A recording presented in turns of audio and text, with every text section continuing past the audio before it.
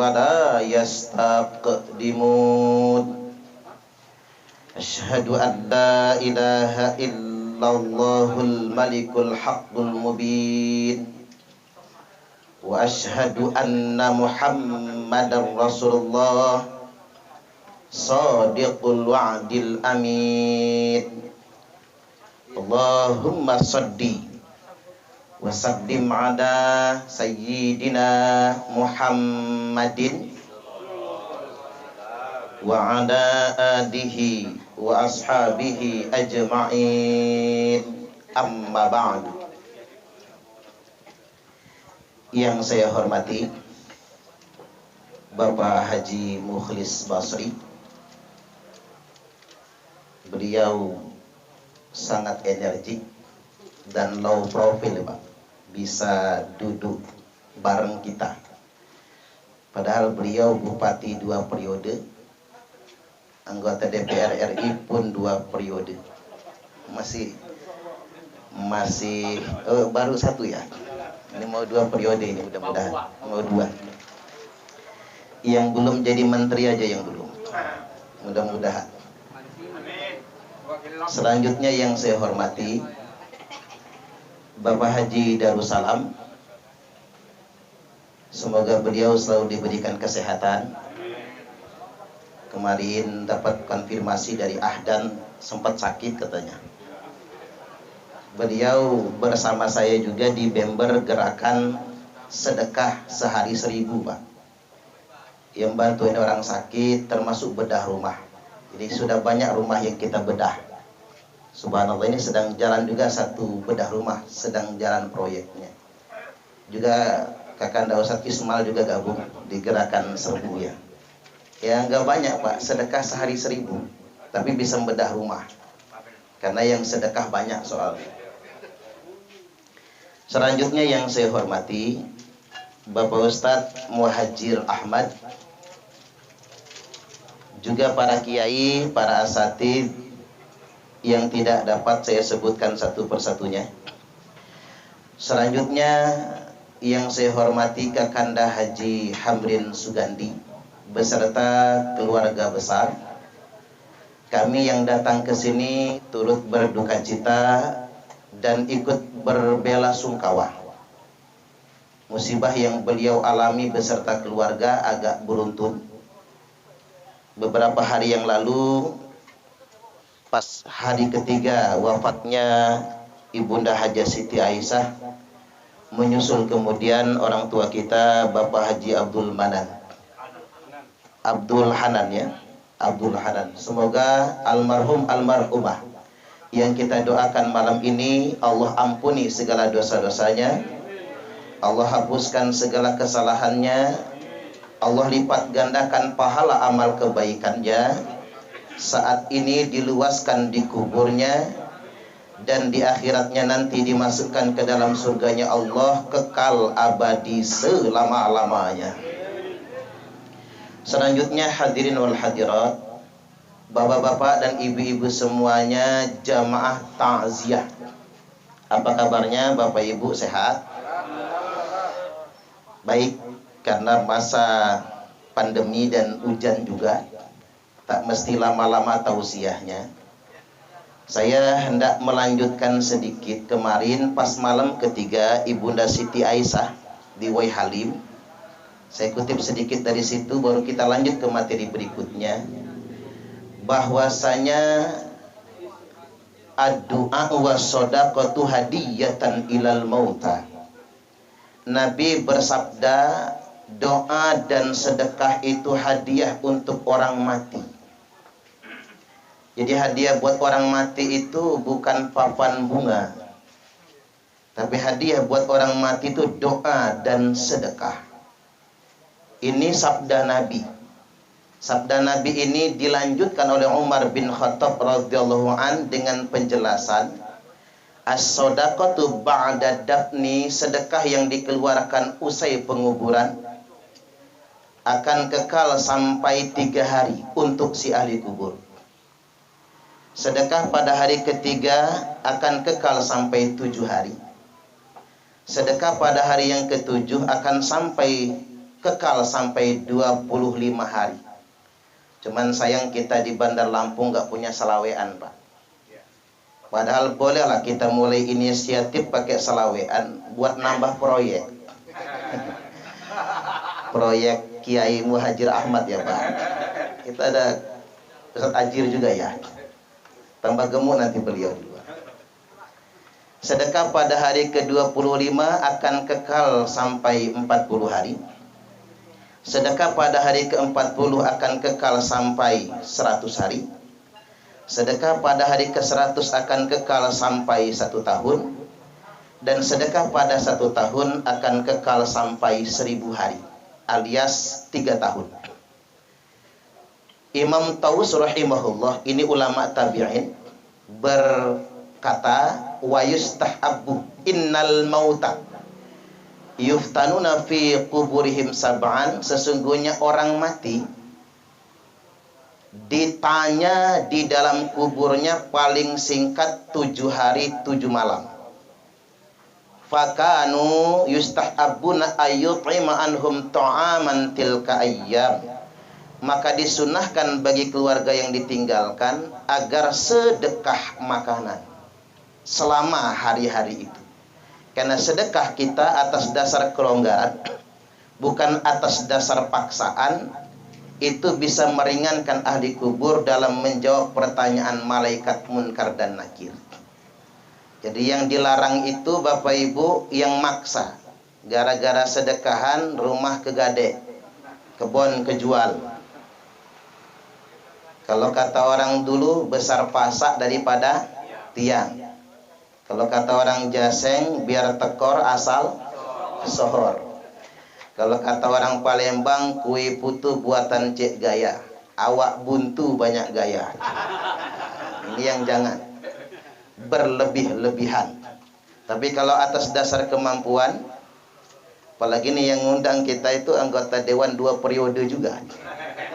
Mau ke 3 periode ntar dulu, mungkin di 2024 nantinya. Jadi atas dasar kelonggaran dan diniatkan ikhlas untuk sedekah, itu bisa sangat bermanfaat dan menolong yang wafat meninggal dunia. Nah, kupasan kita kemarin di 3 hari yang lalu, 2 hari yang lalu membahas seputar ini. Nah, pada kesempatan kali ini saya tambahkan yang berikutnya. Diriwayatkan dari Amr bin As radhiyallahu an. Amr bin As radhiyallahu an. Hadis ini hadis sahih, tercantum dalam kitab Sahih Muslim, nomor hadis 161. Saya ulangi lagi, Sahih Muslim, rukumul hadis 161. Amr bin As berkata, 3 hari menjelang ajalnya. Nah, inilah hebatnya orang Islam itu, Pak. Jadi Allah tampakkan alamat mati, biar kita bisa siap-siap, termasuk berwasiat sebagaimana orang dahulu kala. Kalau 3 hari menjelang ajal itu kentara banget. Apa tandanya? Datang malaikat Mikail. Jadi bukan Israel yang duluan, Mikail dulu mencabut rezeki 3 hari sebelum ajal. Orang yang sudah dicabut rezekinya, makan apapun terasa hambar. Mau bahasa kita namanya campah, terasa hambar. Minum apapun tidak berasa segar. Coba dukunya cicip dulu itu, Pak. Kalau enggak asam lagi, siap-siap aja. Ini Pak Haji Darussalam lagi nyicip salaknya. Hanya medek bahasa lagi, siap-siap. Makanya corona tuh mirip nian, Pak, dengan tanda mati itu. Lidah baal katanya kan. Tidak ada rasa apapun lagi. Kalau sudah tidak ada rasa, dicabut rezeki. Minum pun sudah tidak berasa segar. Kadang infus pun nggak mau masuk lagi.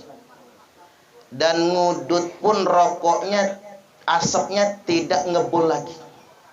Makanya bapak-bapak yang ngudut di luar itu liatin asapnya itu. Kalau asapnya nggak ngebul, nah 3 hari lagi nih. Asapnya udah anteng turun ke bawah. Kemudian yang berikutnya, ciri fisiknya, telapak kaki kita melengkung. Orang yang sudah mau mati, telapak kakinya melengkung. Kalau telapak kaki melengkung, paling lama umurnya 3 hari.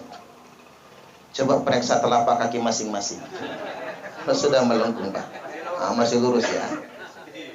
Tulang belakang rata. Jadi kalau orang mau mati itu ketika dia terlentang, lepek itu. Rata dengan lantai. Kalau orang sudah mau mati. Nah, duduk pun mesti cari senderan. Coba lihat yang nyender-nyender. Kalau sudah miring banget nggak bisa tegak, siap-siap. 3 hari lagi.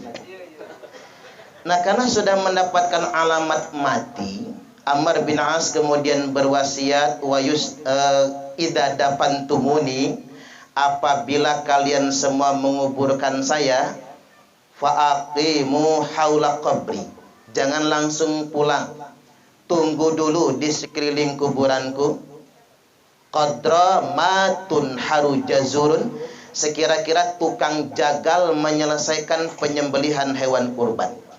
Mulai dari nyembelih, nyacah sampai ngebagi lah, 1 jam 2 jam kurang atau lebih. Orang bertanya, ngapain? Doakan saya dulu. Orang bertanya, apa manfaatnya? Hatta asta'nisa bikum, sehingganya aku merasa tentram dengan kehadiran kalian semua, dan aku mantap menjawab pertanyaan malaikat munkar dan nakir. Sahih Muslim nomor 161. Jadi kalau bisa habis penguburan itu, Pak, tunggu dulu, jangan pulang. Makanya Imam Asy-Syafi'i rahimahullah berfatwa, wa yustahabbu ayyuqra'a indahu syai'um minal Qur'an wa in khatamul Qur'ana kullahu kana hasana. Sangat disukai, alangkah bagusnya di samping kuburan itu kita bacakan Quran, suatu ayat atau suatu surat. Dan apabila dihatamkan Quran 30 juz, itu lebih bagus lagi. Makanya Imam Syafi'i waktu wafat hataman muridnya. Kayak kalau di Lampung itu Mbah Yai Sodik misalnya, sampai 40 hari, Pak, enggak telat. Kiai Sobari sampai 40 hari enggak telat, dihatamkan Al-Quran. Itu paling bagus itu. Dan saya perlu klarifikasi Bapak Ibu, fatwa 4 mazhab Hanafi, Abu Hanifah, Imam Malik, Imam Asy-Syafi'i, dan Imam Ahmad bin Hambal alias Imam Hambali, 4 mazhab sepakat sunnah membaca Quran untuk orang mati. Cuman bedanya begini, saya dudukkan persoalannya dulu. Imam Hanafi, Imam Syafi'i, dan Imam Hambali berfatwa yantafi'u bihi, membaca Quran itu manfaatnya sampai buat orang mati. Berbeda dengan Imam Malik, kata Imam Malik la tasilu ilaih, enggak nyampe pahalanya. Tapi tidak bid'ah, lakinnahu hasan, tapi bagus. Mutawassilan ilallahi bitilkat tilawah, gunanya bertawasul kepada Allah dengan bacaan itu, guna mendoakan orang mati. Jadi enggak ada yang ngomong bid'ah ya, Pak. Yang ngomong bid'ah itu orang zaman sekarang. Kadang-kadang juga kita bingung dia belajar di mana. Ketiban kita tanya, lu mondok di mana? Ternyata belajarnya via internet. Nanti kalau mati ditanya malaikat, guru kamu siapa? Syekh YouTube al-interneti. Kiainya Kiai Haji Google. Ustadznya Ustadz Facebook LCMA. Padahal 4 mazhab mengatakan sunnah. Bahkan dalam kitab Sunan Tirmidzi ada keterangan begini. Sahabat Nabi bikin tenda di luar rumah, biar hujan nggak kehujanan, panas tak kepanasan. Ingin menghatamkan Quran. Baru baca dikit, dia tengok kanan kiri, ternyata kuburan semua, pemakaman ternyata. Dia baca surah Al-Mulk, kemudian dia datang kepada Nabi, halaktu celaka saya ya Rasul. Lu ngapa, kata Nabi? Saya membaca Quran, tapi nggak selesai. Karena saya menyadari kalau itu kuburan. Apa penebus dosa bagi saya karena saya sudah membaca Quran di kubur? Dia rasa berdosa, dia rasa salah membaca Quran di kubur itu. Kemudian Nabi tersenyum, kata Nabi, pulang kamu ke kuburan tadi, lanjutkan bacaan Al-Quranmu sampai selesai, karena bacaanmu mendatangkan ketenangan dan keselamatan bagi semua ahli kubur yang ada di sana. Allahu Akbar. Sunan Tirmidzi juz yang kelima halaman 289. Dan saya yakinkan sama bapak-bapak malam ini tidak ada satupun dalil yang mengharamkan baca Quran di kubur, melarang baca Quran di kubur. Tapi ada hadis sahih yang menganjurkan baca Quran di kubur. Kenapa saya agak teriak dikit ini, Pak? Karena orang Indonesia ini payah sih. Baru umroh sekali udah bid'ah semua orang Indonesia ini. Padahal di Mekah itu bukan masuk pondok, Pak. Cuman umroh doang. Itu pun kebanyakan tidur di hotel. Apalagi naik haji ya, Pak. Kebanyakan ngudut, rokok habis, udah stres. Jadi gara-gara masuk ke Baqi', misalnya pemakaman samping Masjid Nabawi, itu ada papan pengumuman gede banget, bahasa Arab, Indonesia, sama bahasa Inggris. Di poin nomor 4 tulisannya begini, dilarang dalam kurung diharamkan membaca Al-Quran dalam kurung Al-Fatihah untuk ahli kubur. Woi, gara-gara ini orang Indonesia itu yang mengharamkan dan membid'ahkan. Tapi saya yakinkan tidak ada satupun dalil yang melarang baca Quran di kubur. Saya sudah nanya soalnya, Pak, sama yang haram-haram itu, sama yang bid'ah-bid'ah, lulusan Timur Tengah malahan, kata dia ada hadisnya, Sahih Bukhari. Bunyi hadisnya bahwasanya Nabi bersabda, la taj'alu qabri 'idan wa masjidan. Jangan jadikan kuburku 'idan, tempat perayaan alias pesta, wa masjidan, dan masjid tempat sholat. Ya iyalah, masa ya iya dong. Itu bukan larangan baca Quran di kubur, itu larangan pesta di makam. Kira-kira ini, Pak, boleh nggak kita ngundang trio macan di kuburan? Disumpahin sama ahli kuburnya, larangan pesta di makam dan larangan menjadikan makam sebagai masjid. Contohnya bagaimana makam sebagai masjid? Zuhur bukannya ke masjid kita, nenteng sajadah ke kuburan, sholat di kuburan. Tapi kalau di masjid itu ada makam, ya boleh-boleh saja. Di samping masjid kayak Mardotilah ya, di samping masjid ada makam, di depan masjid ada makam, silahkan. Belakang ada makam, nggak apa-apa. Asal tempat pemakaman dengan tempat sholat itu dipisahkan. Kan ada yang ngomong kalau di masjid ada makamnya haram sholat di situ. Berarti kita nggak sholat di Masjid Nabawi dong.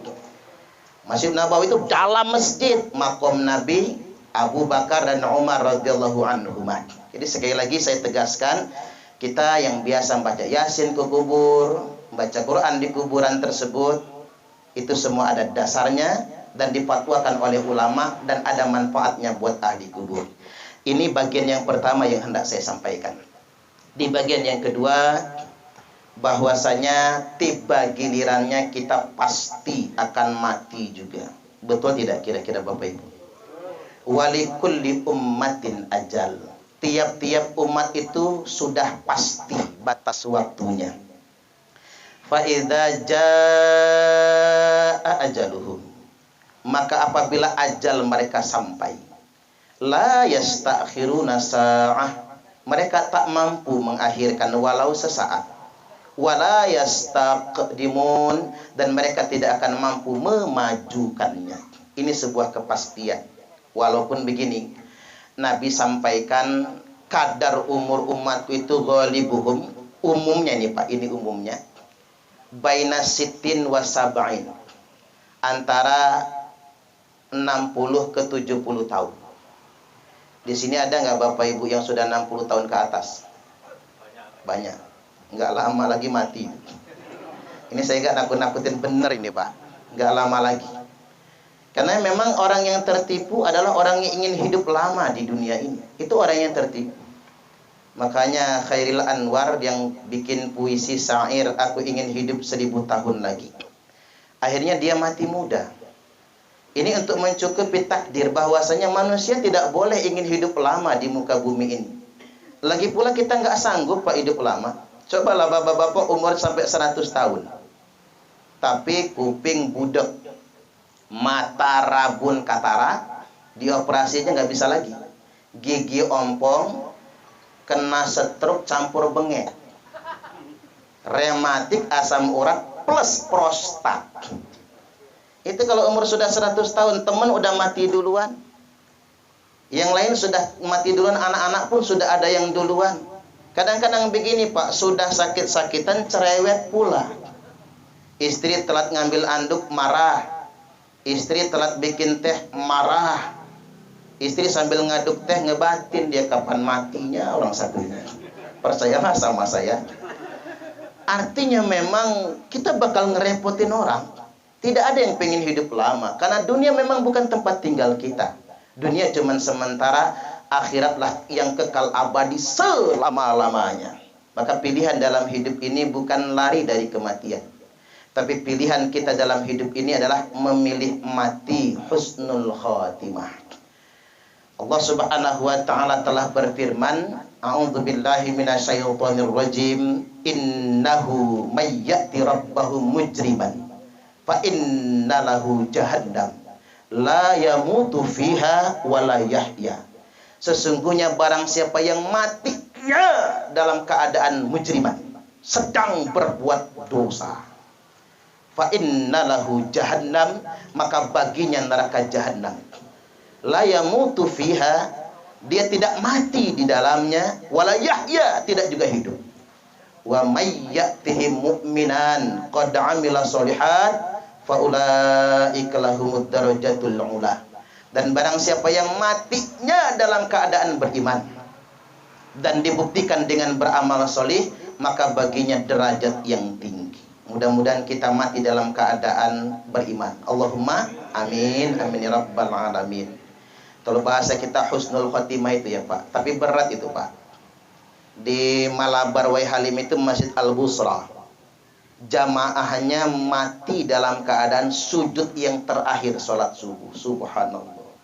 Kiai bukan, ustadz juga bukan, orang biasa.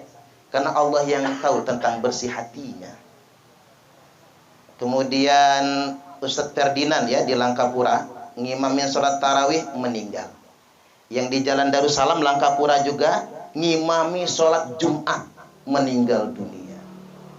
Kemudian Ustadz Sofyan, anaknya itu Ahmad Sofwan, teman saya di Fakultas Tarbiyah waktu masih kuliah dulu. Bapaknya alumni Mesir, di Kampung Lingsuh, meninggal dunia sedang mimpin doa. Subhanallah.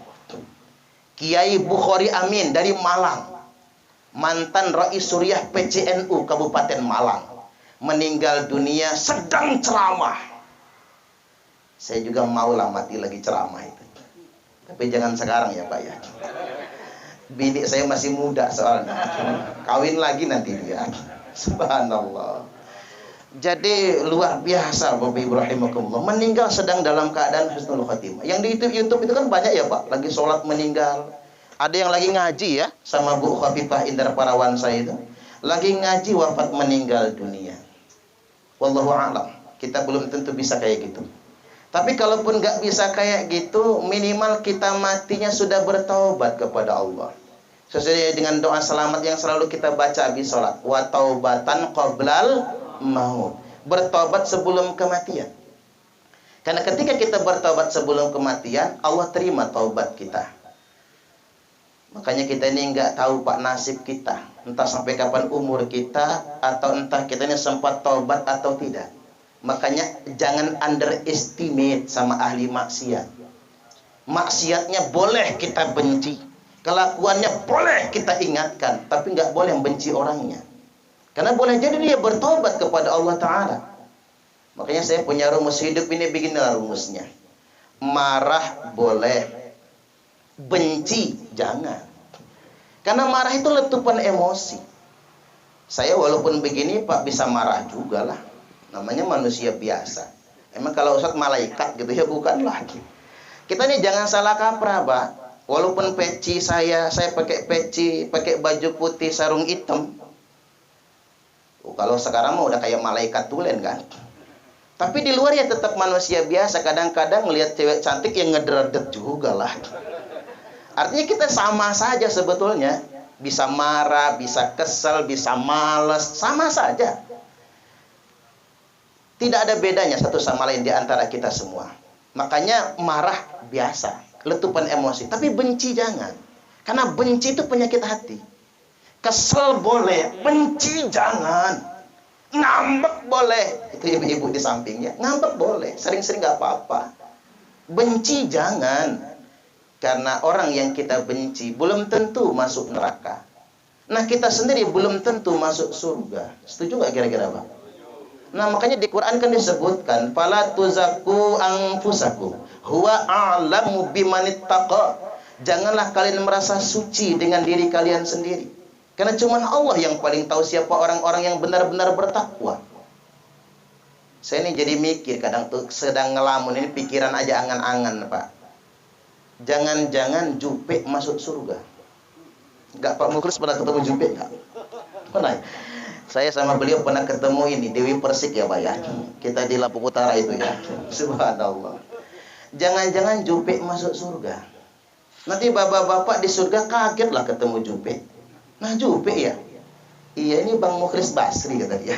Subhanallah, umpama ya. Ya kenal sudahan. Enggak, ngapa lo bisa masuk surga? Ya bisa kata Jupe, karena surga bukan punya kita, punya Allah. Enggak, kamu kan mantannya Gaston Castanyo. Ini ceritanya gimana riwayatnya? Jadi penasaran kita kan? Kata Jupe ceritanya begini, gua kan sakit. Parah, berobat sampai luar negeri. Udah habis duit, badan habis, rambut habis sampai botak, nggak kebayar lagi pulang. Begitu pulang datang malaikat, kata malaikat, Jupe, kalau lu mati sekarang nih, dosamu lagi habis. Kamu tinggal tobat, nanti bangkit pada hari kiamat tanpa dosa, bisa langsung masuk surga. Lo kok bisa? Karena dikafarat dengan penyakitmu. Karena begini Pak, jangankan kanker kayak Jupe, jangankan penyakit yang parah, sakit kepala saja menghapuskan dosa 40 hari 40 malam. Sakit pala. Makanya kalau bisa kita nih pening pala tuh tiap 40 hari sekali. Antem aja sama bodrek gitu, Pak, rame gitu ya. Nggak apa-apa. Apalagi yang macam Jupe, mati dalam keadaan tanpa dosa. Kalau kamu mati sekarang, tapi kalau kamu panjang umur, kamu ketemu lagi sama Gaston Castanyo, kamu maksiat lagi lalu mati dalam keadaan berbuat dosa, akhirnya dibangkitkan pada hari kiamat dalam keadaan hina dan disiksa. Apa jawab Jupe? Ya udahlah Kak, kalau begitu matiin aja gua sekarang. Dicabut nyawanya Jupe. Itulah cerita mengapa Jupe masuk surga. Ini baru kira-kira loh Pak, karangan saya ya. Saya nggak dapat bocoran dari malaikat, enggak. Makanya ini pelajaran bagi kita betapa luar biasa yang namanya taubat itu. Nabi pernah berdoa kepada Allah, minta, ya Allah terimalah taubat umatku. Kata Allah, ku terima taubat umatmu kalau dia bertobat setahun sebelum ajalnya. Kata Nabi langsung nangis, kalau itu takdirmu ya Allah, umatku masuk neraka semua. Enggak sempat dia tobat. Kalau begitu kata Allah, setengah tahun. Jangan ya Allah, kata Nabi. Karena ada di antara umatku itu yang sebulan lagi mau mati baru tobat. Baik kata Allah, ku terima tobat umatmu kalau mereka bertobat sebulan sebelum ajalnya. Tapi kalau bisa jangan ya Allah. Ada di antara umatku itu yang seminggu lagi mau tobat, seminggu lagi mau mati baru tobat. Baik kata Allah, ku terima taubat umatmu kalau mereka bertobat seminggu lagi sebelum ajalnya. Kata Nabi Allah, kalau bisa jangan. Karena ada di antara umatku yang sehari lagi mau mati baru tobat. Gara-gara ngedengerin ceramah malam ini Pak. Malam ini tobat, besok mati tahunya. Baik kata Allah, ku terima tobat umatmu kalau mereka bertobat sehari sebelum ajalnya. Kata Nabi, ya Allah boleh nggak minta sekali lagi? Habis ini selesai, aku nggak akan minta lagi. Baik kata Allah, ini permintaanmu yang terakhir dan kamu tidak boleh minta lagi. Mohon ya Allah, kata Nabi, pepetkan lagi. Baik kata Allah, ku terima tobat umatmu selama nyawanya belum mendesak-desak di tenggorokan. Nangis Nabi Pak, saking terharunya, saking bangganya. Nabi langsung pamer di hadapan sahabat. Apa kata beliau? Innallaha yaqbalu taubatal abdi ma lam yugharghir. Sesungguhnya Allah akan tetap menerima taubat hambanya selama nyawanya belum mendesak-desak di tenggorokan. Alangkah baik Allah yang kita sembah itu. Makanya Pak, ini umpama nih ya, Kak Hambrin nak mati mungkin. Hanya jangan main ini. Ayu belaki lagi. Ayu masih cantik, pensiun masih lama kan? Umpama nih, nak mate nyawa inilah sampai lutut. Begitu nyawa sudah sampai lutut, kita sempat tobat, Allah terima tobat. Makanya saya itu optimis banget Pak. Yang namanya orang Islam itu masuk surga semua. Allahumma amin. Ini ngarep ya Pak, ngarep. Saya nggak bisa memastikannya ya, karena saya bukan Tuhan soalnya. Saya pernah terganggu kalau ke Jatimulyo itu habis pasar ada masjid sebelah kiri jalan. Ada spanduk yang tulisannya begini, tapi saya terganggu betul itu. Nabi Adam sekali berbuat salah, sekali berbuat dosa, diusir dari surga. Nah ente banyak berbuat dosa, tapi pengen masuk surga, ngimpi. Itu nggak bener bahasa itu Pak. Kok orang Islam jadi kayak gitu banget ya? Jangan begitu tuh, jangan didakwahkan yang kayak gitu. Nggak ada diktum begitu di dalam Islam, tidak ada. Kayaknya benar tapi salah. Mending ditulis di depan masjid tuh begini. Kalau sendal Anda hilang di masjid, itu biasa. Tapi kalau sendal Anda tidak pernah kelihatan di masjid, itu masalah. Nah, itu setuju saganya. Tapi kalau yang kayak gaya tadi itu jangan itu. Karena mengapa? Membuat orang jadi putus asa dari rahmat Allah. Tadi malam saya pengajian di Darul Akhir, ada yang nanya, Ustaz, ngapa sih kita ini masih sholat tapi ada saja berbuat dosa? Saya share hari ini Pak, YouTube-nya itu. Rekaman videonya, pertanyaan itu. Mengapa orang sholat masih berbuat dosa? Apa jawab saya? Sengaja. Allah bikin kita selalu berbuat dosa agar kita bertobat kepadanya. Karena Allah senang ketika kita bertobat. Justru kalau kita ini nggak bikin dosa lagi, ku matiin manusia itu, kata Allah, akan aku ganti dengan makhluk yang baru, yang dia bisa berbuat dosa. Tapi jangan, bukan nyuruh buat dosa ya Pak. Tiba bapak-bapak jajal mati lagi maksiat, nggak nanggung saya. Nah baik, sedikit lagi. Kita tidak akan pernah bisa lari dari kematian. Tidak akan pernah bisa. Qul innal mautal ladzi tafiruna minhu fa innahu mulaqikum. Sesungguhnya mati yang kalian semua ingin kabur dari kematian itu, sesungguhnya mati yang akan mengejar kalian semua. Nggak bisa kita kabur dari kematian. Makanya sering saya sampaikan, kita ini pakai prokes, protokol kesehatan, bukan karena takut mati, tapi agar tidak sakit. Karena kalau orang mati nggak mesti nunggu sakit. Orang mati itu ajal, bukan karena corona. Setuju nggak kira-kira Pak? Makanya kita ini Bapak Ibu rahimakumullah biar nggak sakit. Kan kalau sakit nggak enak Pak. Saya kemarin kena gejala tipes 2 minggu nggak keluar rumah. Karena saya takut dibawa ke rumah sakit, ujung-ujungnya COVID nantinya. Jadi saya bed rest, pokoknya nyumput dalam kamar. Nggak kemana-mana, minumin cacing aja kerjaan. Ya sembuh juga pada akhirnya. Tapi nggak enak sakit itu, makan pahit. Rasa-rasa mau mati, mulai pikiran negatif. Nah kawin lagi bini saya nanti. Subhanallah. Pikiran kemana-mana. Pak, nggak enak sakit itu. Saya ceritakan tadi malam itu kan begini. Ada orang kaya, hidupnya mewah. Tapi kalau makan takut makan nasi. Paling makan tiwul segenggam. Saking takutnya makan nasi takut. Minum kopi manis takut. Teh manis takut, ikan asin takut, serba nggak batas.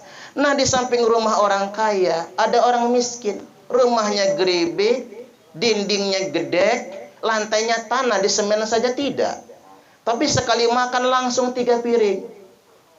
Habis makan 3 piring, sayurnya santan nangka, lauknya ikan asin, sambalnya sambal terasi, lalapnya pete, jengkol, jaling.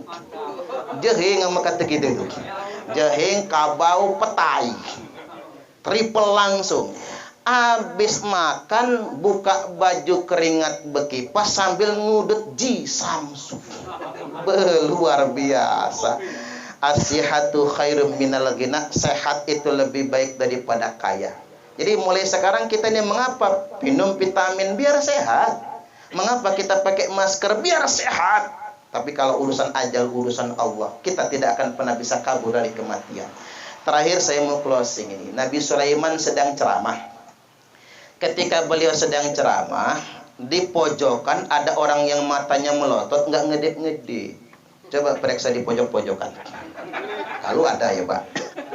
Nah yang dipelototin, yang duduknya paling dekat Nabi Sulaiman. Pak Mukhlis lah kalau di sini ya. Subhanallah. Habis itu muridnya nanya, Nabi, kata sahabatnya, itu di pojokan ada orang yang matanya melotot. Cuman matanya aneh, tidak pernah ngedip. Bergerak pun tidak matanya. Begitu aku beradu pandang, kata dia, begidik jantung berdiri bulu kudukku, terasa copot persendian tulang berulangku. Kata Sulaiman, kalau lo pengen tahu siapa dia, dialah Izrail sang pencabut nyawa. Lo ngapain dia datang ke sini? Ya lo yang dipelototin. Berarti kamu yang bakal dicabut nyawanya. Kata dia, Nabi, gua belum pengen mati. Tolong izinkan saya kabur. Kata Sulaiman, kamu pengen kabur kemana? Saya ingin kabur ke India. Kan kotanya Nabi Sulaiman Baghdad itu Pak. Dan ingin kabur ke India. Makanya Baghdad terkenal negeri 1001 malam. Karena Nabi Sulaiman itu punya bini 1000. Yang digilir dalam 1 malam. Subhanallah. Kayak mana caranya ya Pak ya? Itu kalau zaman sekarang Nabi Sulaiman masih hidup, itu bisa menjadi bintang iklan itu. Pria punya selera ya Pak. Jadi dari Baghdad pengen kabur ke India. Baik, kata Sulaiman, kamu perlu kendaraan apa? Maka dikasih kendaraan bangsa jin, dikasih angin, tiup. Nggak lama sampai di India. Mungkin pesawat lah kalau sekarang ya. Kayak naik pesawat kecepatannya. Sampai di India, dia ongkang-ongkang kaki setelah 3 hari. 3 hari netap di India, nginep di sana, sambil ngebatin dia. Hebat dah gua. Bisa kabur dari malaikat Israel. Habis ngomong gitu, terjadilah gempa bumi. Banyak yang mati, ribuan orang mati, termasuk dia mati juga. Nah, selesai kejadian itu, Israel datang lagi ke Baghdad. Oleh Sulaiman dipanggil, sini dulu. Masuk akrab tadi kan Pak. Ada apa, kata Israel? Kamu manggil-manggil saya. Enggak, 3 hari yang lalu saya lagi ceramah, kamu ngerecokin orang lagi pengajian, ngapa? Kata Israel, saya ini diperintah Allah mencabut nyawa manusia sekaligus. Yang bakal mati banyak, tapi bukan di Baghdad, di India. Karena yang bakal mati banyak 3 hari sebelum hari H, saya cocokkan dulu dengan daftar waiting listnya. Kira-kira cocok tidak? Ternyata kurang 1. Sudah muter-muter dia di India Pak, ketemu Amitabh Bachchan belum, Sahrukan bukan, Sahir Sheikh juga belum. Ternyata masih pengajian di Jalan Tirtayasa. Nggak tahu apa bagian dalam rumah, apa bawa tenda di sana ya. Dia sendiri yang minta dihantarkan ke tempat matinya sesuai dengan jadwal kematiannya. Wa ma tadri nafsum madza taksibu ghadan. Tidak ada seorang pun yang tahu apa yang akan dia usahakan esok hari. Wa ma tadri nafsum bi ayyi ardin tamut. Dan tidak ada seorang pun yang tahu di bumi mana dia akan dimatikan oleh Allah Ta'ala. Kapan matinya, bahkan tempat kematian pun sudah ditakdirkan oleh Allah Ta'ala. Demikian dari saya, kurang lebihnya mohon maaf, dan kepada Allah Ta'ala mohon ampun. Wallahul muwaffiq ila aqwamit thariq. Assalamualaikum warahmatullahi wabarakatuh.